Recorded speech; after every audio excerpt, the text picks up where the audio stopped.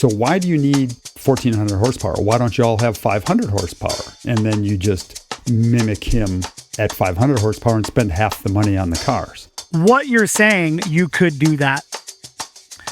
What fun would that be, Jeff? Exactly. Smile on your face. That's the answer. I always try to instill finding the win in every moment. In every mistake, there's learning. In every loss, there's learning. There's progression to be had. Sam, I know you hate it when we do this, but I think, Vaughn, what you just said is it's not the car.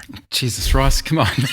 God, Somehow, is that a pun? Nope. Is that a pun can't. that just got thrown out here? Really? Okay, welcome to It's Not the Car, the only podcast that won't make you pay for the Armco you crashed into, but we will ask you to talk about it, and for some people, that's even worse. I'm Sam Smith. I'm a writer and a club racer, and I used to be one of the head cheeses at Road and Track magazine. Hi, Jeff. How are you? I'm doing great. I'm Jeff Brown, race engineer, competition director, AWA in the IMSA series, and man, I'm going to learn some stuff today because this is going to be, I can't wait. I don't want to give it away, but I can't wait. I'm going to learn a lot. Ross, are you alive? How is Ross? Is Ross there? I'm barely alive. I actually, I'm a former driver, but I actually got to go racing this past weekend. So I'm still on a bit of a high there and also worn out because I'm an old man. And the other thing obviously is, well, not obviously, but I coach race drivers of all different types. Is that where you got sick? Did you get sick at the track this weekend? I think so. You sound like, man. Hard to believe, but racing doesn't make me sick. It actually does the opposite. But I think it was the leaving the racetrack made me sick. I was like, I gotta leave. Sure. Come on. Right. Yeah. I'm going to tell my wife that, and she will believe nothing. None of that. Yeah. So we have a pretty special guest today. This is part of our big year-end run of guests. It's Not the Car isn't a guest show per se, but this is all something we're doing to celebrate a couple of milestones in the show's history. This very episode is, I can't believe I'm saying this, it's our 50th episode. It's been 50 shows, one every Tuesday, since we kicked this thing off back in January. And that moment was basically Ross and Jeff having a temporary break from sanity and deciding to throw their lot in with me and with our producer Mike and make the kind of pod show about racing that we wanted to listen to, but that we couldn't find in the world. And it's gone pretty well. So we're not Rogan. We all still have day jobs, but we've hit the top of the Apple charts for automotive a few times a year. We've sold merch that's made us laugh and been really dumb, mostly because it came from my brain. And a bunch of you have been kind enough to support us on Patreon. And beyond that, all of which is amazing, we've gotten to tell a bunch of weird stories and maybe stop thinking about the world for a minute or so every week. And that's a gift. So thank you for that. For anybody who's listening, for anybody who's found the show, for anybody who's told anybody about the show or bought merch, it means a lot. Now, today's guest is a massive name and a longtime champion in a professional sport that 20 years after it first appeared in America is still a bit of a mystery to a lot of people. I said 20, it's actually more like 30. I saw our guest make a face. But it occurred to us that a lot of you may not know where it came from. So drifting, most people who know anything about it know, was born in the mountain passes of Japan, in the Toge, in the latter half of the 20th century. It's just people going to the hills to slide around at night like classy goons, right? It evolved into a professional sport over there with rules and sanctioning bodies and purpose-built cars. And the thing is, all this happened before anyone had ever heard of it in America. And if you don't know anything about this, well, first of all, that's okay. Second of all, it's really cool. You should know something about it, right? So the quickest way to describe it is that drifting is motorsport, but it's not racing. It is speed, but speed isn't the point. It is the art of sliding a car as precisely and elegantly as possible, often in front of tens of thousands of people. The sport first really came to America officially in 1996. There was this Japanese video magazine called Option, this hugely important part of the culture. In Japan, tuner culture, it helped arrange an exhibition event for Japanese drift drivers in the desert outside LA at Willow Springs Raceway. And that weekend at Big Willow was a big, big deal. A bunch of people who went on to be really influential in the industry, especially. They went to see it and they lost their minds. 7 years later, in 2003, the Japanese D1 Grand Prix Series started holding events in America. 10,000 people showed up for the first one at Irwindale Speedway. An American series called Formula Drift gets spun up, and things just bloomed from there. And our guest, he's been in all this in America since almost the very beginning. Vaughn Gittin won his first Formula Drift Championship in 2010. Sorry, Vaughn.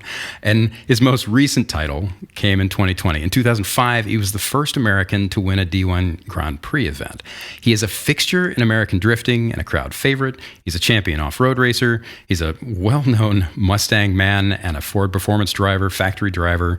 And his RTR vehicles business manufactures and modifies cars, some of which you've probably heard of. They were, for example, the engineering and construction team behind Ken Block's Hoonicorn, that rad all-wheel drive Mustang that spat fire and flames and fumes. And it's on YouTube, and if you haven't seen it, go watch it now, and you'll lose 15 minutes of your life and never, ever regret it. So, last but not least, this is one of my favorite pieces of Vaughn Gittin trivia. He's a former student of It's Not the Car host, Ross Bentley. Vaughn, welcome to the show, man. What is going on? Thank you very much. I didn't even know about that event in 1996. Really? So thank you. Thank you for that. Maybe because I was only 16 years old and on the East Coast, and I didn't even know what California was. But thank you very much for the intro, and I'm very pumped to be here with you all today. So it's a pleasure to have you, man. So before we really dive into things, I got to ask, so You were one of Ross's students. You started working with him in like 2007 or 2008, right? How did that happen? How did you guys find each other? Yeah, so I mean, look, I'm 100% self-taught, self-built, right? So this has all been a massive journey for me. And so, you know, I started drifting around 2002. Realized I was good, went and started chasing it. You know, I had a cushy IT job, and, you know, trials and tribulations kind of got on the first wave of Formula Drift in 04. And so 2007 I've had great success, right? From 2004 to 2007. But I started to notice that like my consistency was just not always there. And I would go out and like crush it in practice. And then sometimes when the pressure was on, I would just flop. And I did a lot of self-reflection. I'm like, look, it ain't the car, it ain't the team. It's right here.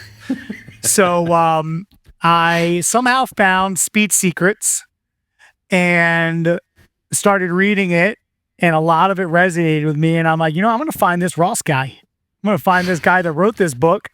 And I don't love reading, but there's a whole lot more to extract in what's in this book.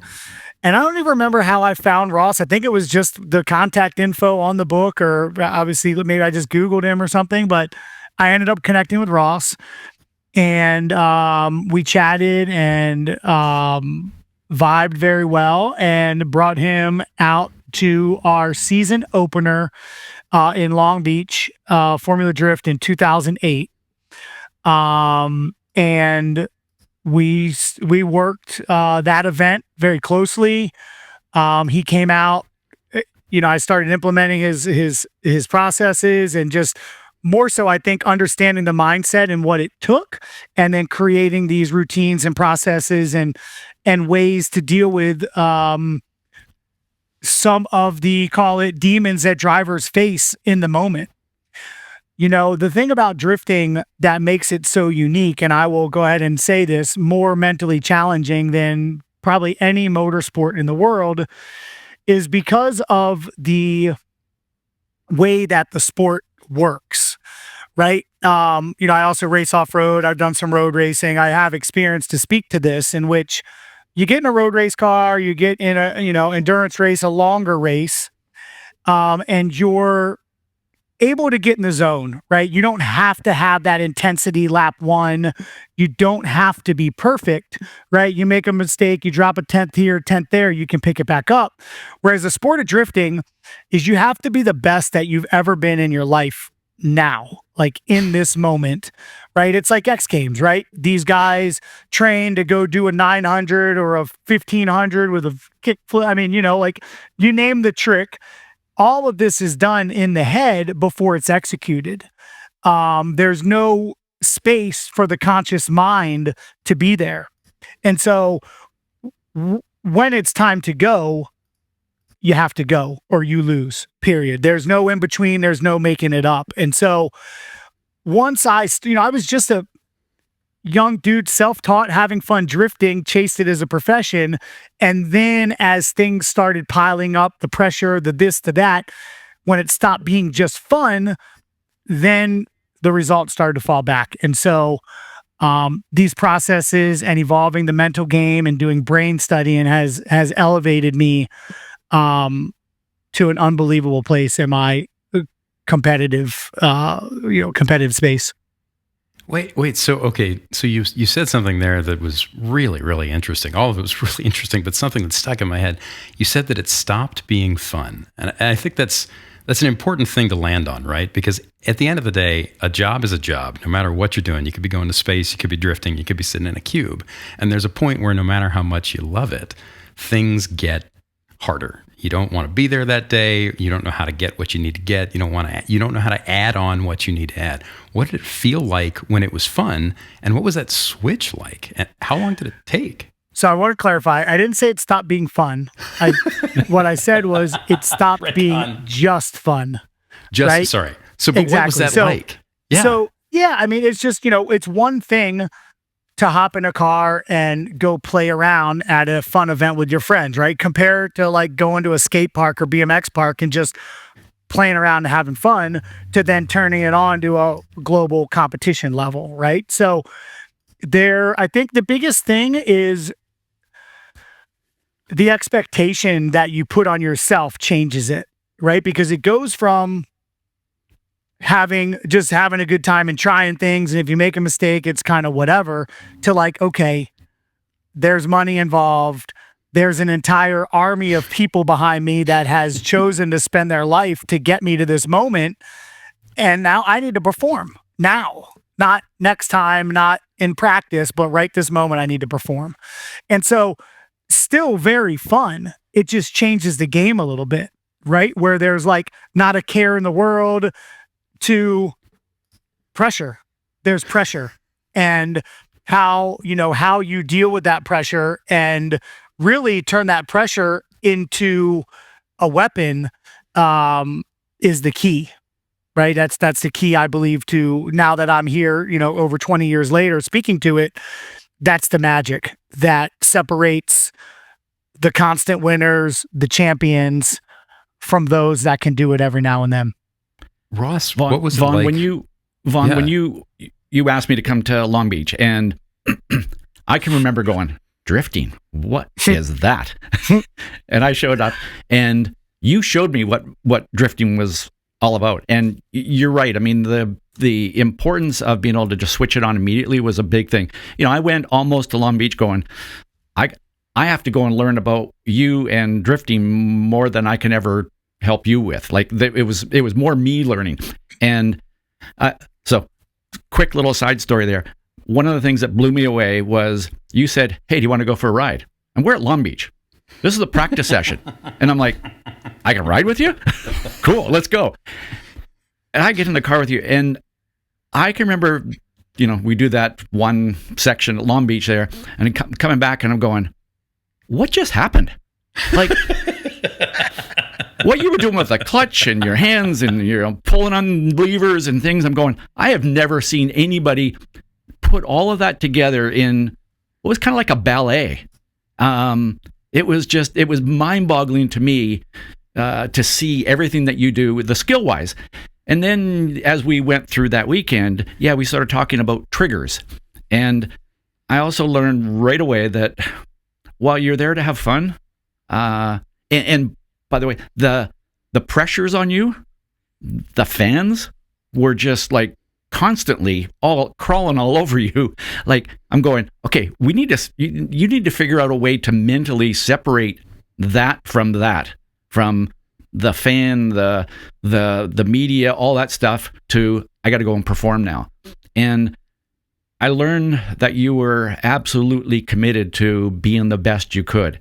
And there's a lot of people that say they want to do that, but not very many people who actually will do what it takes, which is what you did. And to the point where I think you ended up writing certain trigger words on the dash, I think it was, of your car. And that was just, it was a cool experience for me to learn from you what you did, and then not just talk about it, but actually do it. Yeah. But to elaborate on that, I did mention about the sport, but like the way that the sport works is we have practice, right? We wait in line for 30 minutes to do a lap, right? For 40 other people to go do their laps. So you get your lap, you go in, you sit another 40 minutes, you get your lap, you go. And then when it turns into competition, which is when the two cars are on track at the same time, we might have had a 2-hour break between practice and then battle time.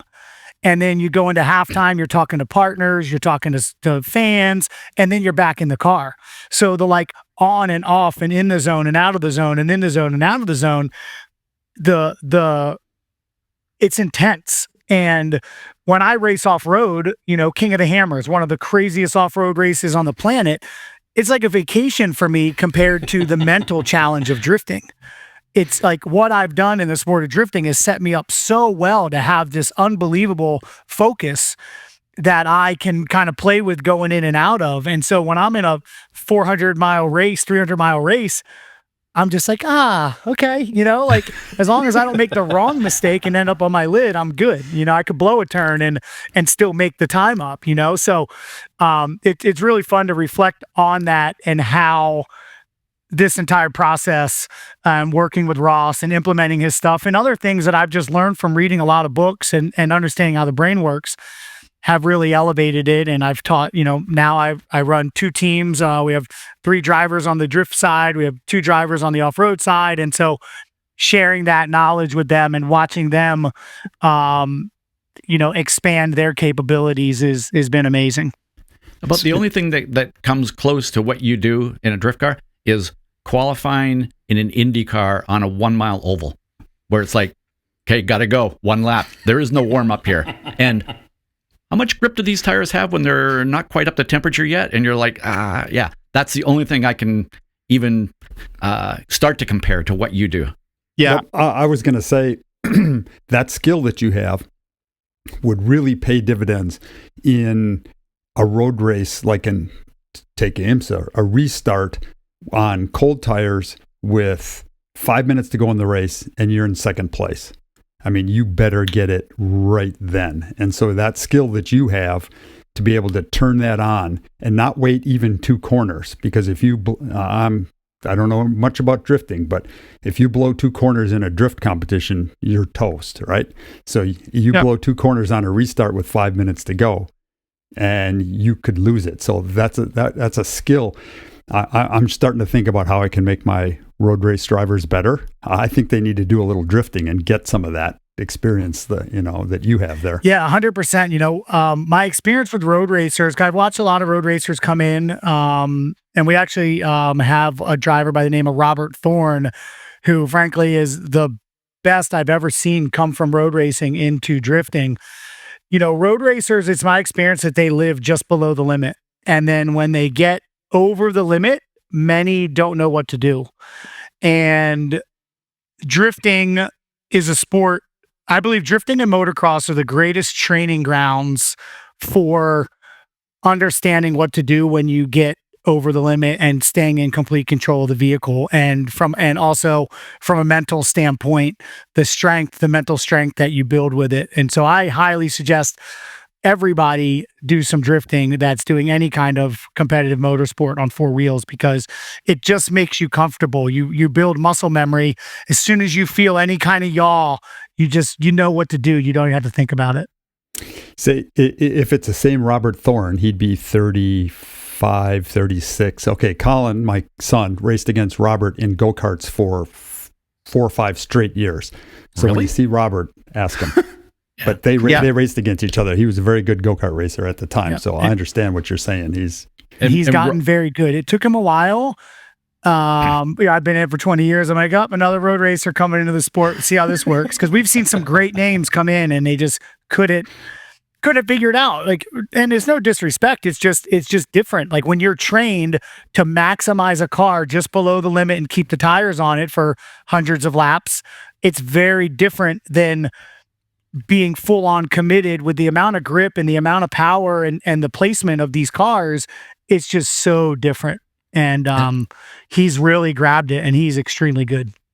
And I think it's worth mentioning, too, that it's not just about the car moving around and losing traction, right? There are a lot of rally drivers, pro rally drivers from the top level, WRC guys, who have tried drifting and couldn't wrap their heads around it. And the thing that a lot of grip drivers don't get is also the thing that make it work for so many people who watch it. It's that subjective part, right? It's the fact that it's a judged sport. Like one of the things Ross mentioned earlier was that it resembles, for him, in some ways, figure skating.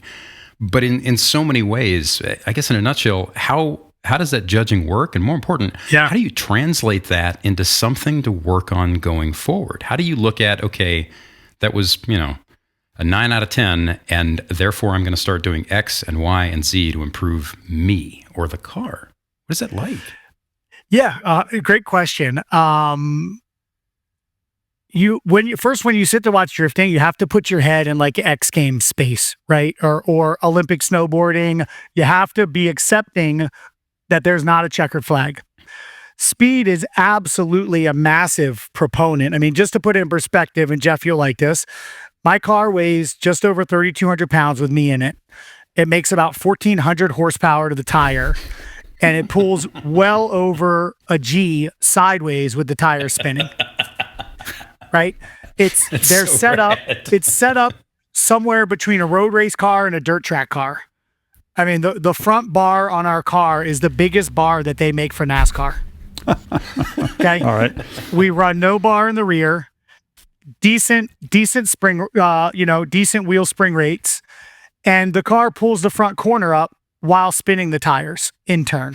Right. So the amount of grip, the amount of power that we're putting down is just, compared to what Ross felt in 2008, we have progressed 200% with these cars. That car he drove in was 750 horsepower, naturally aspirated at the wheels, 370-ish cubic inch. Now are 455 cubic inch with a 400 shot of nitrous, right? So they're just absolutely, crazy machines. And so how does the sport work? My point is that it's not really easy to grasp winning and losing to like the layman, right? I mean, hardcore fans even leave like, oh, that guy won or that guy won.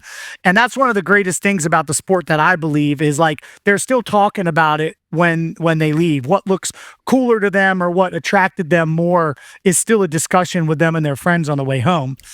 But the brass tacks to Formula Drift and drifting competition in general is that there's a course, okay? And the lead driver's job is to run that course or that line, the perfect line. And it's the chase car's job to mimic the lead driver, angle, speed, line. And so when I say line, we go to any course, right? And there will be outer zones, which is basically a point-to-point that you need to be on the wall, right? Not 6 inches deep on the wall, but an inch off it. And then there'll be a point where you transition and there'll be an inner clip. So literally a clipping point. So you'll run that outer zone and then you'll pick up that clip, and the entire course is made up of zones and clips, which defines where the lead car needs to be. It's the lead driver's job to run the perfect line to enable the chase driver to chase him. You're not trying to get away from him. Now, that being said, in history, if you're able to pull a gap on the lead car and he cannot hang with you, then that creates an advantage for the lead car. That is not the object, though. The object is to give a perfect lead run, allow the chase driver to know that you're going to be and kind of anticipate where you're going to be so that he can be on your door the whole entire way. And then after that first run, you switch. and you're judged on lead versus lead and chase versus chase. So what you get is 2,000 to 3,000 horsepower on the track, door to door, inches from the wall, inches from each other, precisely placing their vehicles at speeds from 40 to 100 miles an hour in formation. And it's a literal train wreck waiting to happen on every lap. And it is controlled chaos and is one of the most fun, challenging, intense things you could ever imagine for 45 seconds at a time. It's crazy. That's, I mean, I'll tell you, I don't know anything about drifting other than every year at Long Beach, we're always working on our IMSA cars on the outside of the turn at the end of the back straightaway, where you guys come hauling through there down the straightaway and you take that first right. You're coming right at us. And I can tell you that when you guys start up, the mechanics and everything clear out. Work stops on the sports cars. Everybody lines the fence, and all we do is watch these crazy guys come down that thing sideways, smoke billowing into our paddock area, and we're just like shaking our heads going, these guys are insane. And then 20 minutes later, we have to go back to work and get our cars ready, but it is so cool to see. Yeah, that's awesome. Yeah, and to tie that back to the mental game, so like, it's happening so fast. I mean, we turned, I don't remember if that's what, turn 9, 10, 11, or I don't know the road race. I feel like it's 10 to 12. I think it's 10. Yeah, I think it's turned 10. Yeah. So we leave the line and I'm accelerating despite the car's spinning tires, we have so much traction. So going down the straightaway, I mean, we're hitting 80, 90 miles an hour on that particular straight. I mean, it's full acceleration out of the gate until you pull the handbrake to rip a 90-degree turn. And so taking it back to my work with Ross is everything must slow down, right? You have to be a step ahead of the car. You know, when I'm at the wall, when I'm starting to go towards where I want to go, I'm already looking at the next place I need to be, so everything slows down in slow motion. And I think any drivers that get it, they'll all tell you that they're in slow motion when they're in the zone. Like, time, it lasts forever. And so this is an absolute key to our sport. We're doing 89 miles an hour and I'm chasing a car and I'm pinpointed on him and watching his movements, and I have to adapt to his movement. So if you watch it from a video, it's 1/10 of a second of time. But for me, or anyone that is able to slow themselves down, be there, I feel like I have all the time in the world to do the things that I need to do. So, Vaughn, to me, watching your sport, I say your sport, because you own it, by the way. You own it. But Mr. Drift says hello. Yeah. When I see, when you watch that from the outside, it's a combination between kind of, as we talked about, figure skating, ballet. It's beautiful. It's flowing. It's beautiful. And yet there's a side of it when you're talking 1,400 horsepower. It's violent, and it's that sound and the smoke and everything that makes it. Well, it's why we watch Formula Drift and not ballet. Come on. If ballet had smoke and the sound that you guys, maybe I'd go to a ballet and watch. But that ability to do that and chase when you're inches apart, and there are times when you got to be almost blind because of the smoke. How much of that is just, hey, I practice this, it's in my head, I know exactly where I'm going to be. That's it. I mean, it's there is a level of muscle memory that gets tuned in for those situations. I don't know if anyone knows this, but your eyes are very important in racing. Oh, really? What? Come on. No. So I've definitely been blinded and made mistakes and just completely reset me. But the key to that is trusting, and also knowing those spaces that there's potential to get blinded so that you can change rapidly if it happens. Like if you're in the right position on the lead car, you technically don't get blinded, but it's transitions where it can happen. And so you have to pinpoint those spots and then adjust your eyes to something that you can reference until it gets cleared.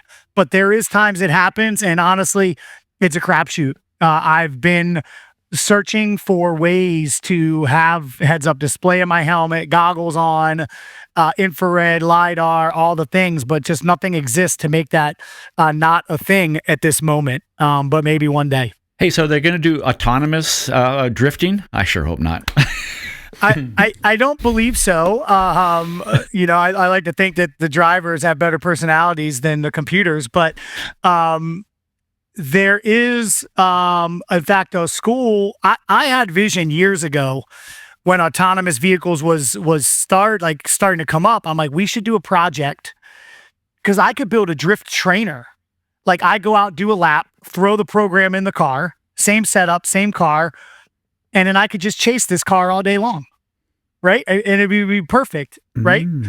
But someone has done that with a DeLorean. A school did that with a DeLorean. You could look it up, and they basically set up a DeLorean to be driven autonomously doing drifting, and it linked a course, and it crushes it. And so it certainly could do the action, but it would not be as dynamic. The thing that makes drifting so unique, and I go back to road racing or, time attack and sports I greatly respect from a driver, a team, and engineering, completely get the sport. But if I'm completely honest, it's not as fun to watch because everybody, the fast way is the fast way, right? So you have everybody. There's no way to add your personality necessarily. Now we have the standouts, right? You have the Sennas, you have the Logano's, you have some of these drivers that are, that's them in a car because of their approach. But drifting, that's everybody. You can see style and personality from behind the wheel of the car, and that's so relatable to drifting, right? Whereas a lot of motorsports, the relation is only to the vehicle.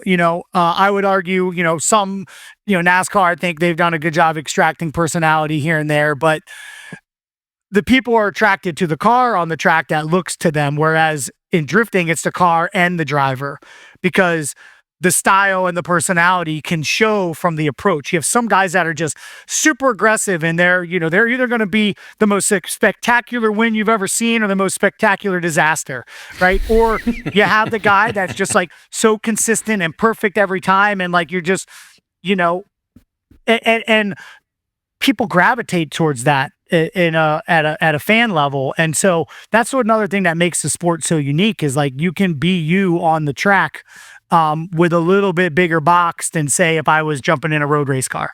Sam, I know you hate it when we do this, but I think, Vaughn, what you just said is it's not the car. Jesus, Ross, come on. God, man. No, I'm going to steal it. I'm going to somehow. Is that a pun? Nope. Is that a pun that just got thrown out here? Really? You can't do that. Okay, for that, I'm going to take the mic from you. So you talked a little bit about Ross and the mental game and what you worked on and how you got to a point. And I think everybody reaches this point if they try doing anything at a high level. Could be cooking, could be like running down the street, could be road racing, whatever it is. You reach that point where you need to figure out what the next step is.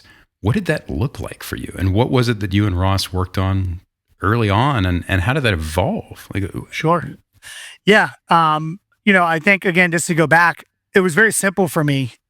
I knew I was one of the best, but I wasn't performing when it counted consistently. So why was that? And so once I realized that it was here, that's when I started doing brain training and mental training and studying of like how that even starts.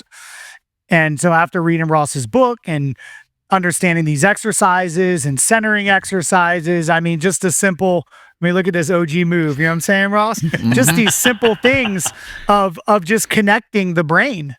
The reality of the fact that we're just the way that we walk is disintegrating the left side and the right side of our brain on a daily basis. So literally, as I'm walking to my car, I'm giving myself a disadvantage to what I'm just trying to do. So there's these small speed secrets. There's another pun for you, bud. dads are dads. There's just these little secrets that like you don't know. We're not taught these things. And so that's just a fundamental, right? The exercises that Ross teaches you. But like once you even think about that, it's like, okay, so how much more is there to this world, And so for me, Ross was the entry point, and he got me to a great place. In fact, I won my first Formula Drift that year in 2008 at Irwindale, implementing his strategies, mixing it with things that work for me. And really like I've created like this cauldron of just stuff that resonated with me to create my process. But Ross was the absolute kickoff for that. And to this day, I'm using and teaching his fundamentals, which are, I'm not going to give all them away. Obviously, he has a book you can call Ross, but just the exercises, the rope with the beads on the string, the centering exercises where you're doing figure eights with your eyes, staring at a circle with a circle and an X in it. Just things not only that really tune your body for what you're about to do, but also places to go when the negative self-talk comes in. It always happens, right? Wow. All of us drivers, any top athlete has this other side. There's this confident side of us, but then there's the negative self-talk. What if so-and-so's here? This has to happen, right? And these are things now I don't even think about or worry about because it's just default after 20 years. But the first 5 years of this journey of evolving my mental game, there's just so many aspects to it, right? That you have to normalize, right? The anxiety, right? When we get butterflies, you can either take it one or two ways. Like, oh my gosh, I'm nervous. Oh, I'm shaking. Like right now talking about it, I'm starting to like get that feeling. But it's like when that comes in, instead of being like, oh my gosh, I'm freaking out, it's like, no, this happens every time. My body is excited and ready for this. And this is how I know when this goes away is when I probably shouldn't be doing it, And so you just have to kind of flip that, right? We're in control of our brain, and too many of us allow our brain to control us. And that spans from motorsport to life, because this is so cliched, but if you think you can, you can. If you think you can't, you can't. Thank you, Henry Ford. But that's reality in life, right? It starts with belief. And so for me, it's the exercises, the mindset I learned from Ross. And then I took that on a whole other journey, reading, multiple books, using just some very simple brain exercises, visualization. I've got hundreds of laps in before I even show up. My competitors wait till practice day. I'm already busting your ass first lap out. And so, and I'm visualizing before I'm there. I'm visualizing in the practice line. I'm visualizing during practice. I'm running laps. I'm running every situation, because at that moment, when that self-talk comes up, I've already done the work. I don't need you. This is noise. Get out.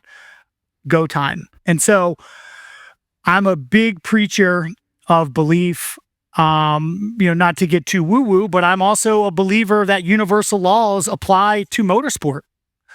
I start the year knowing what we're going to get and believing in every moment and every movement that that's going to happen. And I fully believe the law of attraction is very real in life and in motorsport. And it's so easy for us as logical men. I say that because the majority of motorsport is that, as logical men, to just focus on the facts, the car, the team, the tires, this. But there is a lot of other things that inside of this universe on Earth that come into play that all need to come together to achieve the success. And that, in a nutshell, has been our magic. What's the number one thing people struggle with when they're learning to do this? Is it? Is it that performance and that anxiety, or is it something else? My belief is that the way that we are processed as humans in let's just call it a system, does not always allow everybody to be open to things other than that are like physically tangible. And so I think the first step is for people to believe that there's other things that are acting that are just not physically tangible. And once you can have that belief that you are actually in control and you can create what it is that you want to create through, first of all, understanding your brain, that is the biggest thing. Because the things that I'm speaking right now, there's people listening like, whoa, this dude is off his rocker. No, this is amazing. Maybe. This is exactly what Maybe. Go, please. But this is real. And we're not taught these things. And so the first thing is resetting the program of what people think is. And once you can reset what you believe to be the absolute truth of is and start absorbing some of this mindset and this process, then it all just makes sense. And that is a journey, because it doesn't just happen in the race car. It doesn't just happen at the racetrack. This is a way of life. And a massive shift from what we were programmed in public school and what our parents were programmed and their grandparents that we all have in us. It all needs to be reset to be another level. And so that, I believe, is the hardest thing for people to even be open to people like Ross's work, is being something that makes sense.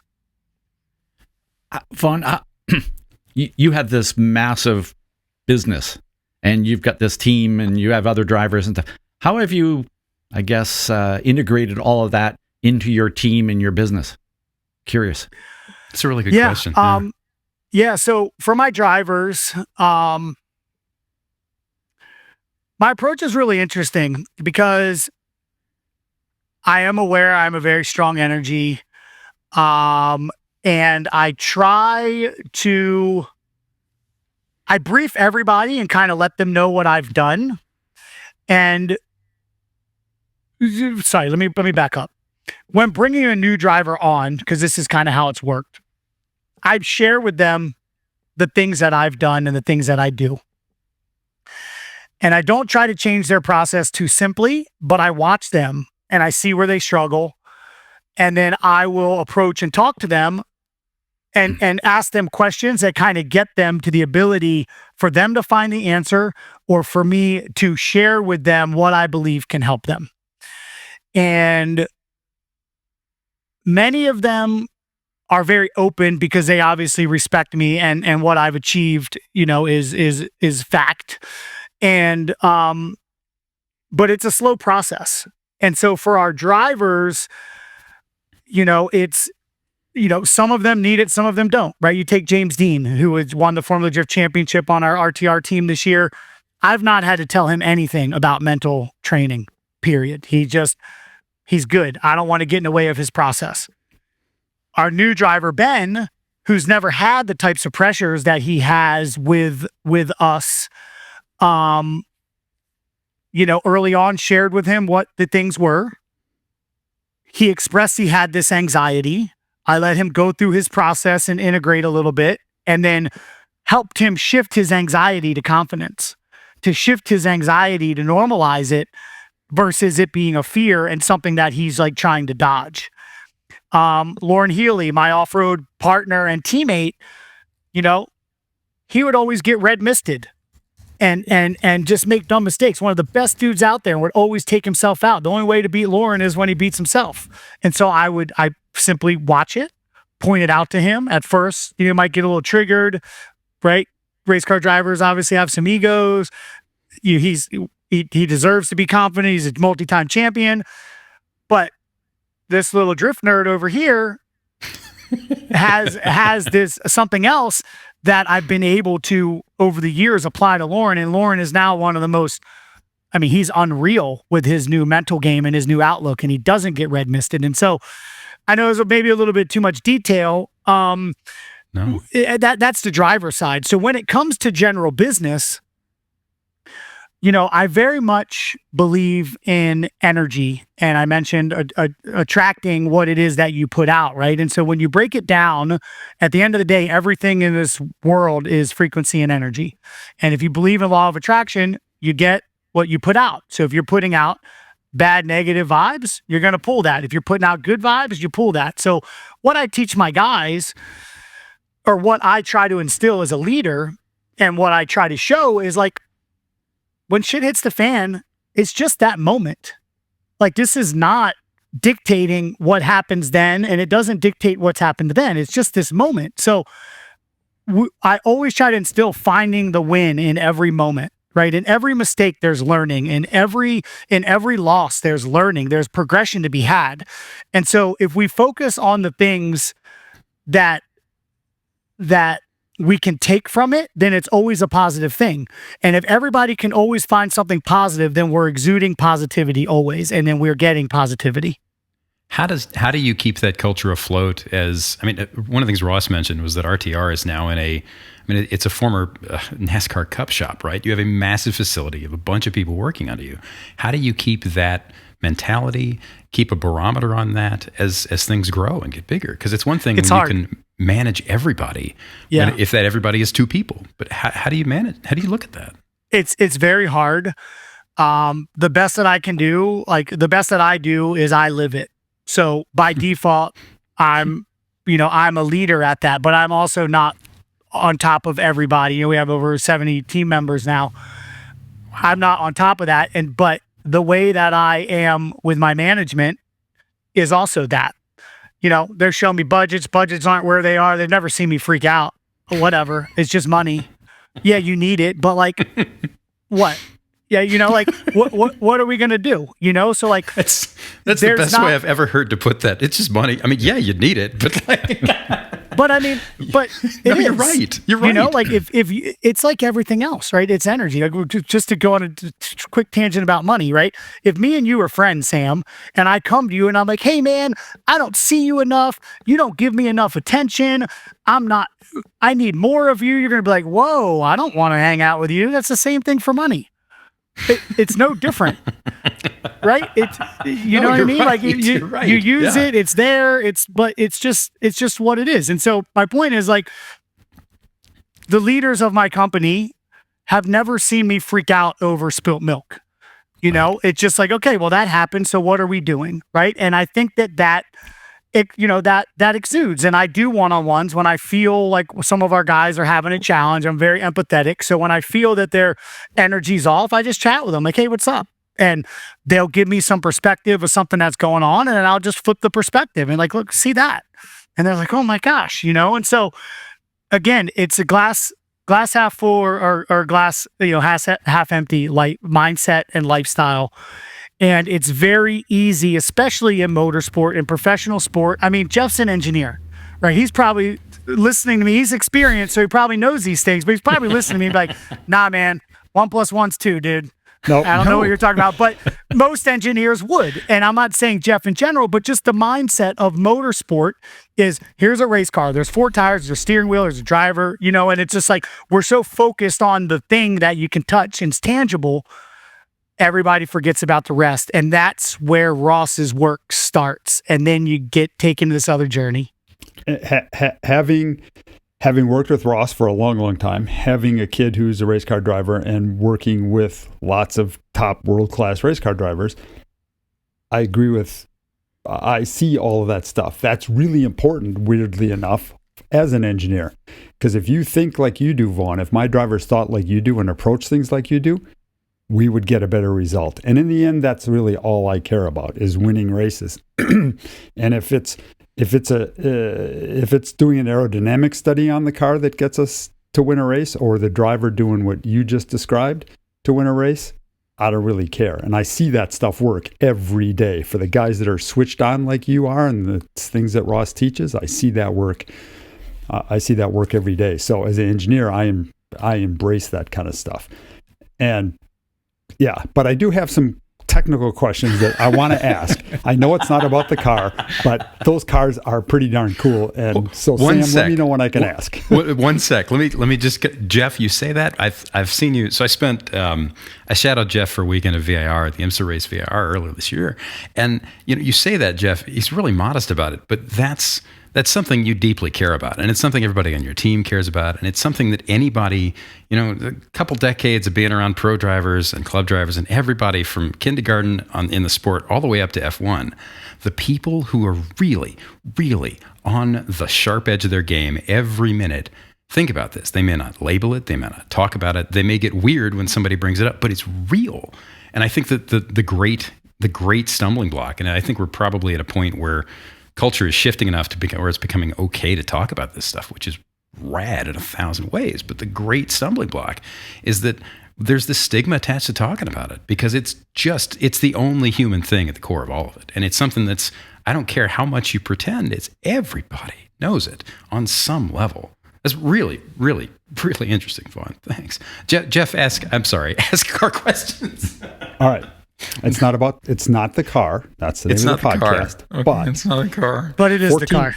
It is a car. It's a car. It was. But you get to drive them, and it must be pretty darn cool. Okay, a couple quick ones. 1,400 horsepower, all the cool controls and everything you have. But you said it's about a lead car and how good the following car can mimic him. So why do you need 1,400 horsepower? Why don't you all have 500 horsepower? And then you just mimic him at 500 horsepower and spend half the money on the cars, because it doesn't make as much smoke and noise. Did you say that you were a technical director for a series? Yeah. What was that? Well, I'm a technical director on a race team. I'm the competition director. Yeah. A competition director. Got it. So the competition director of Formula Drift ears just perked up, because he's been trying to get us on all of us on a little baby tire, and just kind of limit the craziness that's going on. What you're saying, you could do that. What fun would that be, Jeff? Exactly. Smile on your face. That's the answer. Enough said. Look, we are Group B rally. You know what I mean? Right. Like, part of why I love this sport is because it's who brings the better mousetrap. Yep. You know what I mean? We all have a box that we build in, but there's this series that a Mustang can go beat a Supra. What I'm saying is arguably lighter, more nimble on paper car, right? Whether Supra's the right thing, or call it a 90s Japanese car with 1,500 horsepower, I can beat it in my Mustang. So the series has so many different chassis, so many different drivers. It's so open for different tires and different parts and different mindsets of how to build things. Whereas I think that if we all had to be on a certain size tire, there would be, or a certain size weight, I should say, or 500 horsepower only, there would start being dominant things in it. Pro Spec is kind of like that, which is the series just before Formula D Pro. And they basically run a 265 rear tire. And so you don't need 1,500 horsepower because you can't put it to the ground. And so in Pro, the reason why we have the 1,500 horsepower, we might not use it at every track. But when we get to Irwindale and I need to be up on the bank with all that G's, but I need all the grip on the flat surface, I have the ability and the wiggle room to use it as needed. As a lead car, if I'm being honest, it gives me an advantage to run as hard as I can and make the chase car push a little harder than maybe he's used to keep up with me. And when I'm in the chase, vice versa, if that guy, based on our data that we captured in practice, if he turns his car up when he knows he's got to battle me, I got the wiggle room to stay with him. Right. So does it, that's where I was going to kind of go. If you have a better car, set up better, more power, and driven better, and you're the lead car, I know you said it's not the goal to pull away from the chase car, but if the chase car can't keep up, do you pull away, or do you lose points by pulling away from them because you didn't do your job, what the judges expect? Because I get what you're saying. I suppose if you're the lead car and you can drive at 80% and the chase car guy is at 101%, he's going to make more mistakes and you can do it easier. Is that the goal? Yes, correct. And if you do pull away from them, it is an advantage as long as you don't make any compromises in the line. As long as you fill all the zones, you pick up all the clips, you're not shortening the track or anything like that, and he just can't hang, it's an absolute advantage. Now, if you're running really low angle and it's very clear that you're like trying to road race away from him just to create that gap, you will be penalized in the judges. There's not necessarily points per se. It's more so, again, lead versus lead, chase versus chase, and the judges know what they're looking for. Now, drivers will argue one judge to the other. There's never any situation that it's really, not controversial, but like what judge sport is not, but very good question. And that's how it would go down.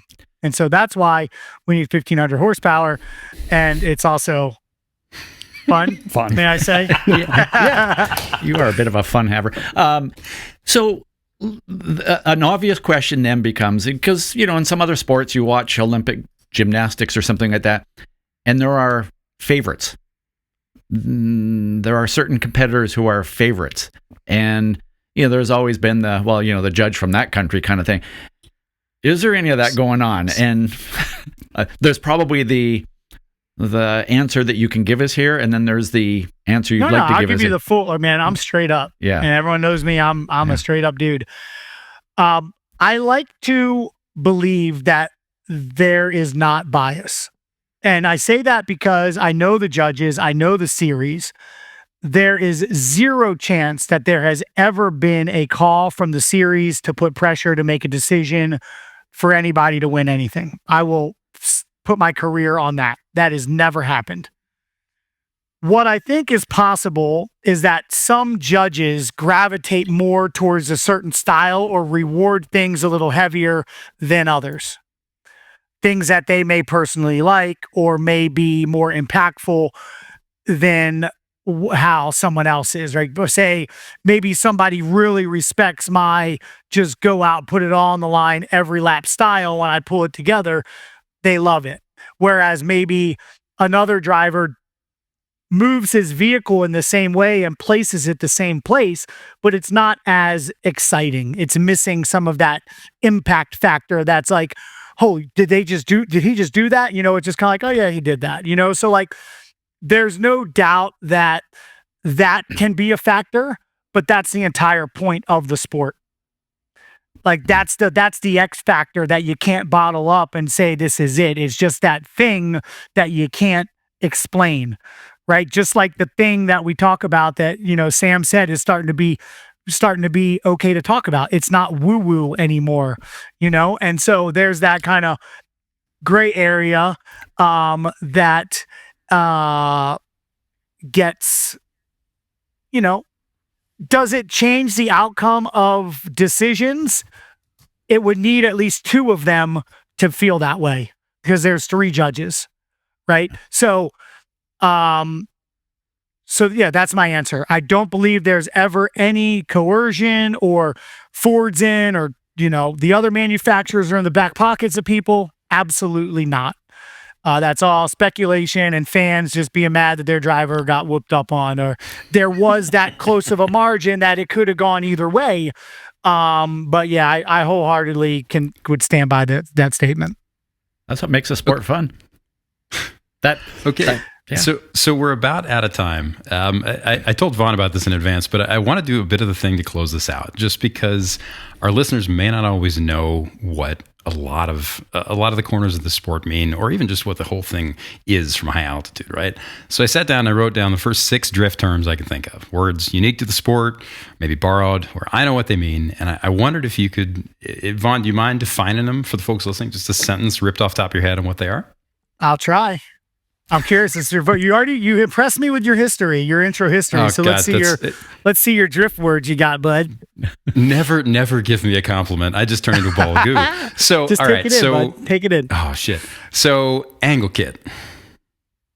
Yeah, so an angle kit is basically what you would put on the front end of your car to allow it to get more steering angle.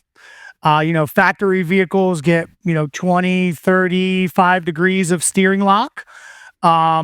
Putting an angle kit on your car, we run 60 to 70 degrees of steering angle on the cars. Do you constantly use all of that? No. Can you? Yes. And it's basically, it's just wiggle room of angle, right? Like if you get and you enter a turn super hot and super sideways and you get on the lock stops, you're going to spin, right? So this gives you just a little bit, gives you more wiggle room to catch the car and throw it around and get aggressive with it. Okay. Linking. So my belief that linking would be linking turns.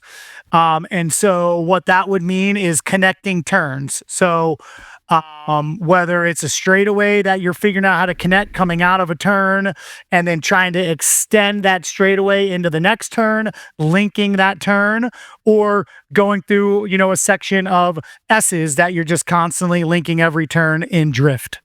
And yes, drifters use their hands when they talk. It's just a thing. I don't know. It's just a thing. Every driver, right? Yeah. Scandi. So that would be a Scandinavian flick or a power over or weight transfer flick. So basically, you're coming into a right-hand turn. You'd come in, you'd bring the weight left, and then flick the car right, which would then rotate the car into the right-hand turn. So you basically, just flicking the weight of the car into a turn. It started obviously with rally drivers coming in, pendulum turns into turns. And we also do that in drifting as well. All right. Reverse entry. Reverse entry or backwards entry would be, let's see, how can I show this on my screen? So this is the front of the car. This is it. So a standard entry, you'd come in, you'd flick it, you'd be 90, 70, 90 degrees, rotate through. A backwards entry would be when you come in and you flick it backwards and then bring it out. Which is just always so great to watch because the commitment starts so early and the car just moves, right? Yeah. In competition, it's pretty frowned upon because unless you do it perfect, there is a little bit of slowdown, like on the return, the momentum, you lose a bit of momentum. But when it comes to the fun drifting, the grid lives, the Hyperfest, just the overall like local fun events, it's just a thing to, who can get the most gangster with a backwards entry. It's just what it is. I've seen on that subject, I've seen some video of drift cars at Laguna come up over the hill. And about the time you crest the hill, which is about the time we're pulling top gear in our IMSA car, you start to enter the corner like backwards, basically there, all the way down the hill into that first corner. That is crazy. And I would think, I just don't understand how it's done. But anyway. You know the speeds of that. Yeah. And it's just full commitment. And just like, think of the car as like you're getting so much speed.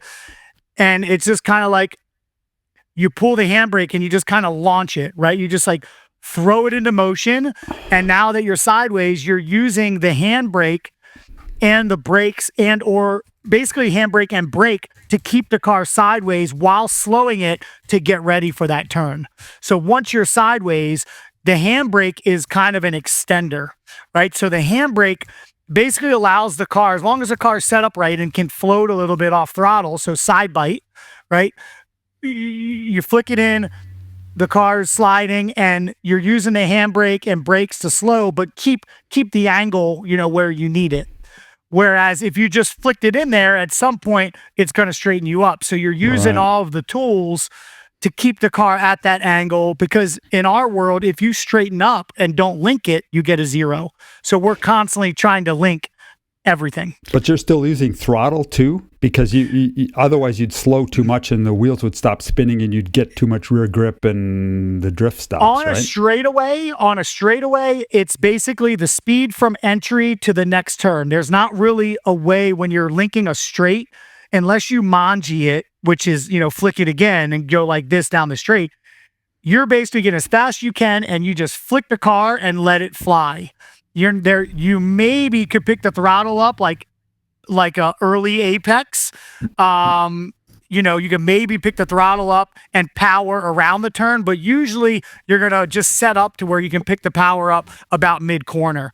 In a big sweeping turn, you certainly would, like if I'm on somebody's door, right? And I'm a little faster than them and I can't like if I keep on throttle, I'm going to hit them. I'm either left foot brake and throttle, or I'm clutching handbrake and just chopping, leaving my car right here. So handbrake, throttle, handbrake, throttle, handbrake, throttle to keep the car right in position. Mm. So I told you about riding with Vaughn at Long Beach. I saw all that, and it was bizarre. It was just mind-boggling. But you talk about Laguna. Vaughn, you've done the Nürburgring Nordschleife. I did. In a drift car? I've seen Jeff's face. I've seen the demo Okay, I'm gonna watch video. that. I've gotta seen the find demo that. video, but I'm curious, having driven that many laps, I'm actually curious. I'd love to see the complete video to kind of go, how much of that circuit did you actually have the car drifting? I know the whole thing. There are some long straightaways. I'm kind of like, Look up Drift King of the Ring. I drifted that entire track. Okay. Tires. The only there's 2 sections that I got straight, which is in the back after the bridge. I don't remember the names of the turns, but there's that really long straight to the left-hander, to the long straight. Then you have the right before the carousel. Those are the only. yeah. And then that last turn, so those long straights I would have just mangied. They're just absolutely unlinkable. But I did that entire thing, and just in case you're wondering, 3 sets of tires for the lead lap when I was doing it by myself and I had a camera car behind me, and 2 sets of tires when I was chasing the camera car full lap. So and those are street NT555 G2 tires, street tires. That would traditionally get somebody about 30,000 miles. Don't quote me on that because I don't know how many miles, but roughly. So It's all just so unnecessarily rad. It's just so cool. Excellent. Drift King of the Ring, check it out. It is one of my greatest accomplishments. And if you are also bored and you want to see me do similar in a Ford Raptor, I know we got to go. But basically I went there twice to do this. In 2011 or 12, the dream started. 2017, I went there, it rained. We borrowed a Raptor from the only dealer in Germany that had one. I drifted the Raptor in the rain on the Nordschleife. Then we went back in 2018 and I was able to do it in my Mustang. So make sure you check them both out. It's well worth it. And Jeff, I think you will get an absolute kick out of it. I can't All wait. right. So we got 2 more terms, and then Mike just texted me. Mike wants to throw in a wild card question because Mike's a nice guy. We never let him do anything, so that's okay. So first term I got left. You actually hit manji. So manji is when you're going down a straightaway and you're going left, right, and you're just going left to right. That's a manji. We like to say, and don't manji the straights, link them, but sometimes you have to when there's a mile long straightaway that you could get 200 miles an hour on. All right. Last one's wheel hop. You talked about it a little earlier, but how do you find wheel hop? Wheel hop would be when you're getting on throttle, doing a burnout or something, and your wheels hopping. So that could be spring rate damping or bushings that are creating that. You got a bad Heim or your 20-year-old car's bushings are blown out, bro. Fix it. So same thing it is in anything, right? So Mike, what do you got? Mike, what's your wild card question? Producer Mike, everybody. So hello. Yes, I'm normally a fly on the wall in all of these scenarios, but Vaughn, to give you a background. So I'm 29. So I went basically when you started becoming who you are today. I was watching your snack time videos in Tokyo, the ones that have 4,500 views on YouTube. So I'm going to paint a picture for you. It's 2010. I'm 15 or 16. And I go on YouTube one day and I go through all my little automotive YouTube fixings. I'm afflicted. I've been a car enthusiast my whole life. And I see this video come up. I'm like, Vaughn Gittin Jr. hits the streets of Osaka in a 2010 Mustang. And I'm like, I've seen this in fiction. I've seen Fast and Furious Tokyo Drift when some guy from the middle of nowhere America, puts a an SR20 and a Mustang. This guy's actually like kind of doing that in real life. I mean, not really, because he was just a stock 5-liter Mustang. But the point of me giving you this scenario is I want to ask you sort of how your audience and your culture has changed in the last, like, basically think of where you were in 2009, 2010 to like where you are with your brand, and like how have your people changed culturally? Interesting. It's an interesting question. I